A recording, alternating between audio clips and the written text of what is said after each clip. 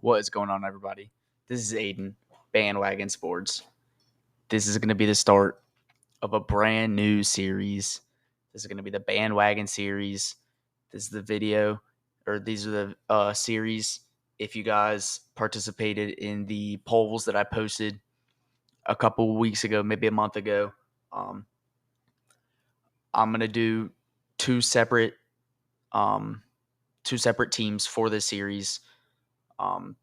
This is going to be episode 1 of the Penn State Bandwagon series.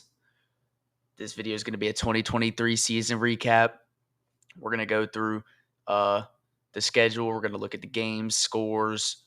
Then we're going to talk about the team a little bit. And then we're going to go look at some final stats from the 2023 season. Talk about the record, talk about coaches, all that kind of stuff. But yeah. To start off, we're going to look at the schedule and the record against these teams. They started out in week 1. They played against West Virginia and won 38-15. This game was never close. Penn State just looked like a much better football team in this game. Penn State was the much better football team in this game. West Virginia was also a very decent team this year. They were really good in the Big 12. I think they ended up going like 8-4, something like that. They were pretty decent this year.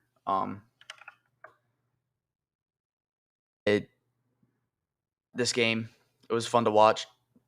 Week 1, it was a game I was excited for because it was great last year. Penn State ended up running away with this one. It wasn't a very close game. In week 2, Penn State played Delaware. They obviously won this game 63-7. The offense looked amazing. The defense looked amazing. Everything looked amazing. It was an all-out masterclass from this team, from the coaches, everybody. Everybody performed great. Everybody did good. In week 3 against Illinois, this was one of Drew Aller's weaker games of the year. Penn State won 30-13. Again, the defense looked great. I think they forced like 4 or 5 turnovers that game. They were really good. The defense was crazy good this game. The offense was very subpar this game. Drew Aller only had like 200 passing yards, I think. He didn't toss for any touchdowns in this game. It was, I think, the first really test for Drew Aller in the season, because he's a sophomore this year, but he really is a freshman. Then week 4 against Iowa, Penn State, I think they went to Iowa, if I'm not mistaken. And they won 31-0. This game, they also, much like the Illinois game, they forced like 4 or 5 turnovers in this game. It was an absolute defensive masterclass. I don't think I've seen a better defensive performance all year than this game against Iowa. And I know Iowa has a terrible offense, and they are not good at all. But the way that this Penn State defense performed against this Iowa team, you could see how much better Penn State was, and you could see how much better of a defense Penn State had than really anybody else in the country. And then their next game against Northwestern, they come out with another W, 41-13. I don't think many people thought that game was going to be close. Northwestern just wasn't that good. Drew Aller played pretty good in that game. Running game was on point. Defense was on point again. And then very next game against UMass, Penn State gets the W, 63-0. I think they started out the first half pretty slow. If I am remembering correctly, they started out the first half pretty slow. Offense wasn't looking too good, but the defense was looking amazing. And then in the second half, the offense just blew up, and they went crazy. I know they definitely had one, if not 2, kick returns for touchdowns, which helped set them up, helped score a couple points. Um, but that I think the offense looked very lackluster in that game. Um, Despite the score 63-0 and them getting the dub, I think it showed that the offense and the play calling was not that good. And then the week after UMass, Penn State goes to Ohio State, to the shoe, to Columbus, whatever you want to say. Um, this game was one of my favorite games of the year. It was super close the whole game, the whole way through. It didn't feel close, but it was super close. Um, Ohio State honestly looked a lot better than Penn State in this game, but I also think that was the Penn State offense just not looking good, like it hadn't been all year. Like the UMass game, the Illinois game, um, both those games, the offense didn't look really good, and it also didn't look good against Ohio State. Um, the defense, I think, in this Ohio State game looked fantastic, much like all season.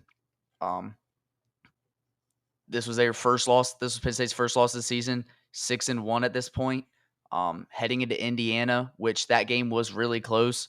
The whole game, Indiana had them late in the fourth quarter. Um, and then Indiana ended up pulling away, or Penn State ended up pulling away from them in this game. But this was definitely a scare for the Penn State team, and fan base.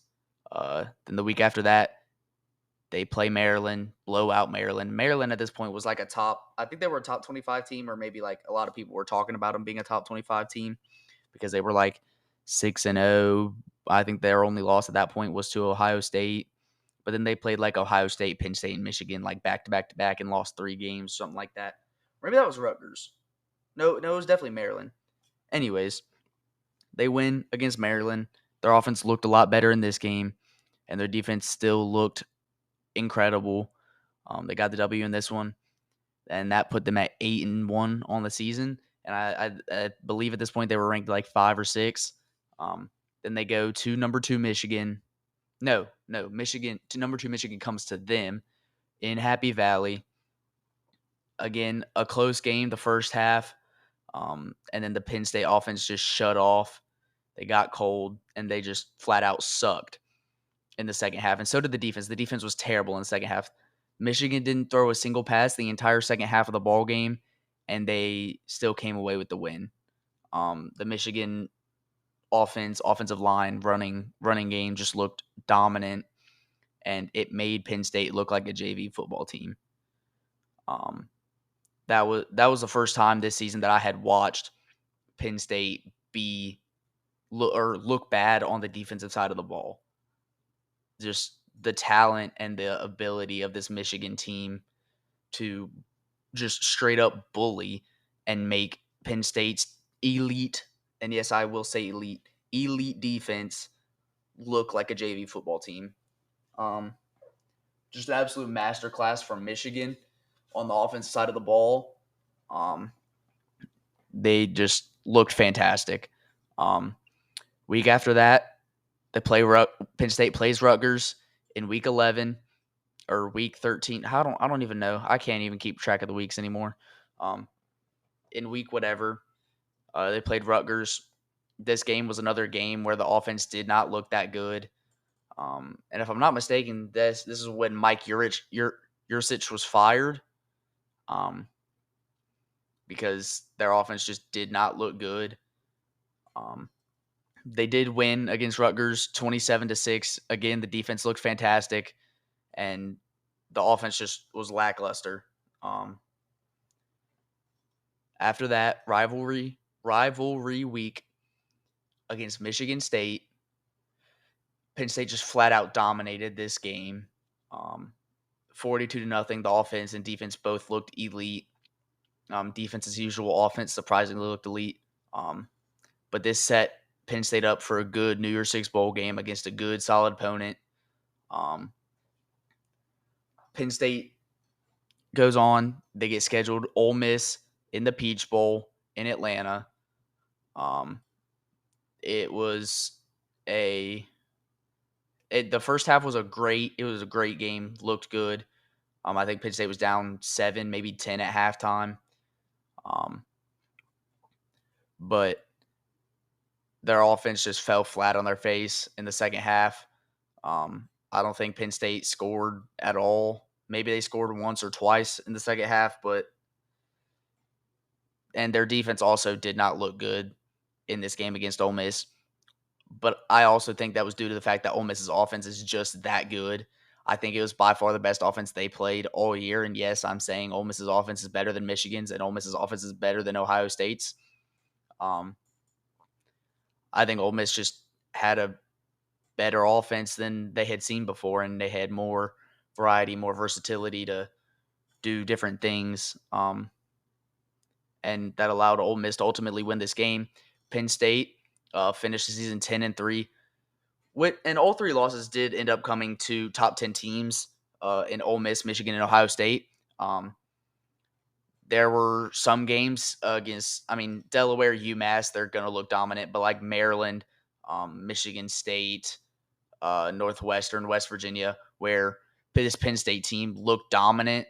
And then there were some games like the second half of the Ohio State, Michigan, and Ole Miss game, and the Rutgers game and the Illinois game, where this team just looked bad. The Indiana game, this Penn State team looked bad. They are lucky that especially against Illinois, that their quarterback had 4 interceptions and 0 touchdowns. And I think if Michigan wanted to, and Ohio State and Ole Miss wanted to, these games could have got a lot more out of hand. Like I've been saying this whole video so far, this Penn State team looked incredibly elite on defense. This was, in my opinion, the best defense in the country this year. They were incredible.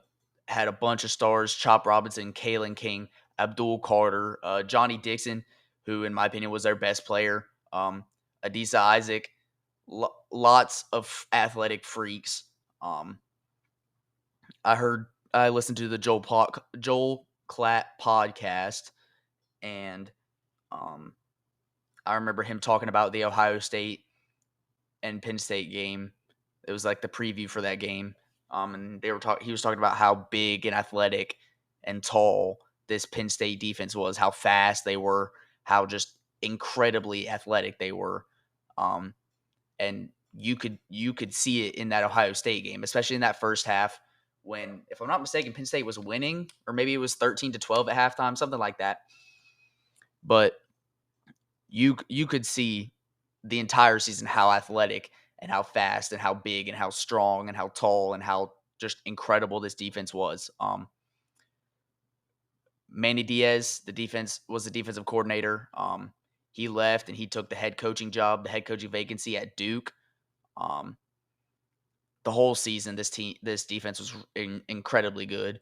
The offense was the main struggle point, the main weak point of this Penn State team. In the middle of the season, they fired their offensive coordinator, Mike Yurcich, just because of the overall inconsistency and the lack of firepower just within the offense. They weren't flashy. They weren't scoring a lot, and a lot of the games were closer than they needed to be because they couldn't score the ball. I think if they could move the ball and they could throw the ball and they could run the ball as much or as well as they played defense, then they would have beat Ohio State and they would have beat Michigan and they would have probably beat Ole Miss too. Penn State ended up hiring Kansas's Andy Koltanicki. I think it was Kansas' offensive coordinator, and I think that's a fantastic hire for this Penn State team. I know Kansas' offense was really good, especially the past couple years under Koltanicki. But yeah, I'm excited to go through this off season.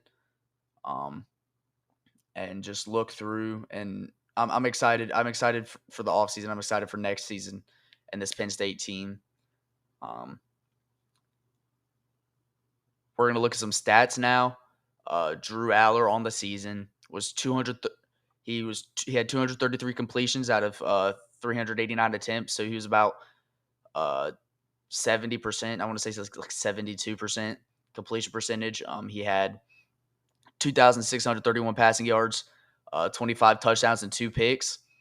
Katron Allen was really the lead back, even though him and Nick Singleton both had basically the same amount of carries. Katron Allen had one more carry at 172.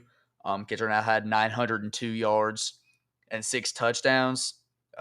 Nick Singleton had 171 carries, 750 rushing yards, and 8 tuds.